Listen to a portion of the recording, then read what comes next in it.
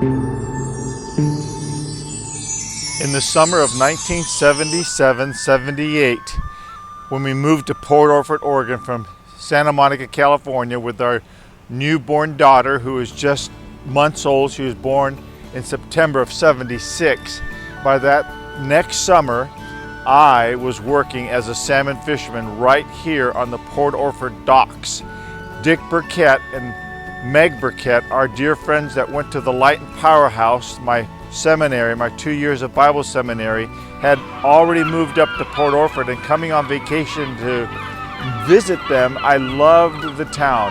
I loved the wild and woolly, the ocean, the woolly mountains, and the fields, and the sheep, and the cows, and the deer, and the elk, and everything that Little Bear didn't get in Southern California, I knew I could get here, and I was so excited.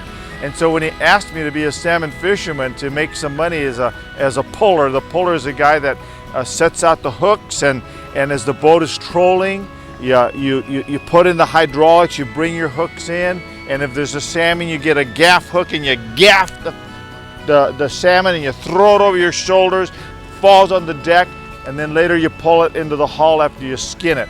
I mean, it's constant work. We got up at 4 a.m.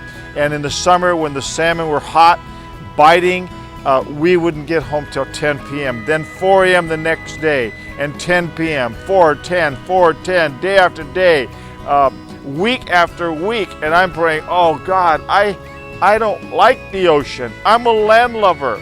But I was so thankful to have income, because there's no income around here. And I would get to come home with, like they called it, just junk fish, like cod, lingcod, beautiful eating lingcod for free. And rock cod, the salmon we sold because it was a premium on the salmon. But I'd get salmon once in a while. I'm not real crazy about salmon. I like the lingcod, but I loved being able to still, now reminiscing, think back of those days as being very, very fond. One particular thing happened to me on a boat much to the size behind me, the JY that Dick Burkett owned, is that we went out one day and the storm was so bad. I used to pray for storms because storm weather meant that we could stay home, like high winds and storm. But one day the storm hit while we were out there, and it kind of reminds me of Jesus when he was on the water with the disciples, and they were freaked out and they go, Master, Master, wake up, we're going to perish. And I remember going out, and our little boat, the JY, was small enough that I would be inside the housing where it was safer, and there was a little window to my left and a window to Dick's right as he was steering from the inside of the house. You could steer both from the outside and you could steer from the inside. You steer from the outside so that you can manage your crew, and you steer from the inside in bad weather like this, or when you're tacking. Tacking means going from the dock to the ocean, from the ocean back to the dock. So for safety, we were inside, and that boat was going as high. I mean, it was like a roller coaster. I'd never seen anything like it. And it would go up this wave. I mean, I'm talking, the waves seemed to be like this higher than your average amusement park roller coaster, real high. And then the boat would just start going down the backside of that wave. And then I go like, man, it's gonna hit the water. And it did hit the water. It would hit the water, and as it hit the water, the nose would go underwater and the spray would spray back. But that wasn't the only thing that was happening. The boat was not going just up and down like the roller coaster, but it was pitching back and forth, starboard port, and that window next to me, I mean, it was like 6 inches from me. That window would be underwater. It would roll back so much to the left that there was that window. So on the port side, the window, and then it would roll all the way over to the starboard side. And there was that window on the water on the other side. So we're going up and down, back and forth. And I wonder if you're thinking, what am I doing? I am praying. I am saying, Lord, I don't want to die in the ocean with about a year-old daughter. Help me get out of here, Lord. Please help. I can tell you why the disciples are paranoid. They're asking Jesus, help, Lord, we're going to perish.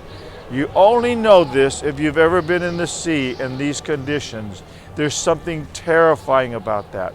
And so God was faithful because he brought us back to shore. But I remember Dick telling us, go get the life suits. Go get those. And the life suits were like these, they looked like big kids' pajamas. Remember in the old days when you used to kind of zipper up that pajama and the kids would put their feet in it and their hands would be in it and they'd be like one solid kind of furry thing that you zipped up? These things were like rubber zipper things that you would like surf in, neoprene. But they were so big that you could very easily lay in the water and just not even have to swim, float, and it would hold you up. And so he said, get those suits out and have them on the deck ready for us, because he was thinking he may not get back. And by the way, Dick, fishermen, there's just something not right about them. And I say that facetiously and a little bit humorously, because he's having a grand old time. Oh, praise the Lord, rejoice in the Lord always. And then I say rejoice. And he's singing glorious, rejoicing songs as the boat is pitching up and down, back and forth. And he's rejoicing in the Lord. And I am terrified. Shame on me. My faith wasn't his faith. He got me back. Praise God. And I was so glad the salmon season was over at the end of summer. And he didn't ask me to do any crabbing with him. Maybe not, well, he's not cut out for fishing or being on a boat. But God is faithful to us. He saved us just as he saved the disciples. I often think now, with what I know about the ocean, I think I'm such a stinker. I would have told the disciples, don't wake the master up. Don't wake the master up, because I want to see what's going to happen if the boat sinks and he gets wet. I think part of me now would want to see that God would do a miracle and the master wouldn't get wet, because he even rebuked the disciples and he says, oh, you of little faith, why are you terrified? And he calms the ocean, and that's what he does in our life.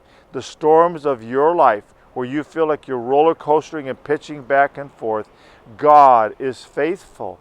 And he is not asleep at the wheel, even though sometimes he seems like he's really far away and he's not paying attention and he's just letting you go.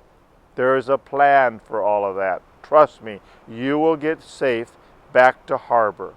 I leave you with these words to pause and ponder.